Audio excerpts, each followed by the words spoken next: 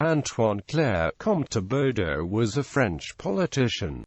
He was the son of Antoine de Thibaudeau, who was a lawyer of Poitiers and a deputy to the Estates General of 1789.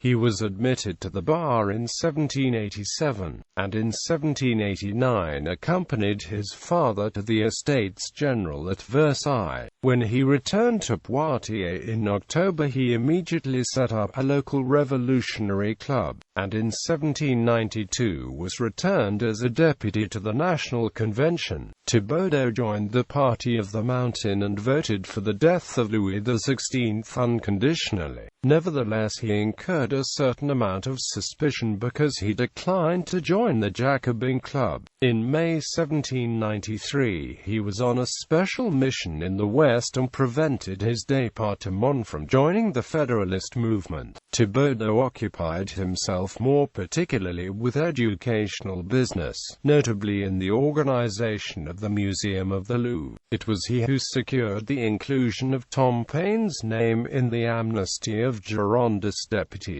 Secretary and then president of the convention for a short period, he served on the Committee of Public Safety and of General Security. After the Royalist insurrection of 13 Vendémiaire, he opposed those Thermidorians who wished to postpone the dissolution of the convention. At the elections for the corps legislatif, he was elected by no less than 32 départements. It was only by the intervention of Bollé de la Mothe that he escaped transportation after the coup d'état of 18 Fructidor, and he then returned to the practice of his profession.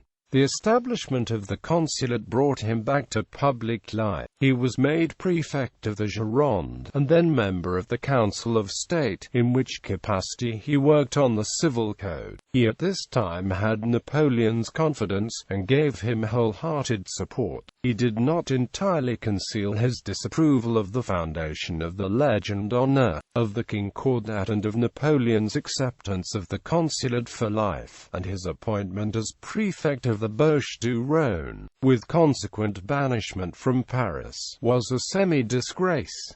A peer of the 100 Days, he fled at the Second Restoration to Lausanne. During his exile he lived in Vienna, Prague, Augsburg and Brussels, occupying himself with his Memoirs sur la Convention et le Directoire, Memoirs sur le Consulat, par un ancien consulat d'Equité, Histoire générale de Napoléon Bonaparte, le Consulat et l'Empire, Volume 1, of which is identical with Volume 5 of the Histoire de Napoléon. The Revolution of 1830 permitted his return to France, and he lived to become a member of the Imperial Senate under the Second Empire. He died in Paris on the 8th of March 1854 in his 89th year. Works. The special value of Thibaudeau's works arises from the fact that he read only of those events of which he had personal knowledge, and that he quotes with great accuracy Napoleon's actual words. His Memoirs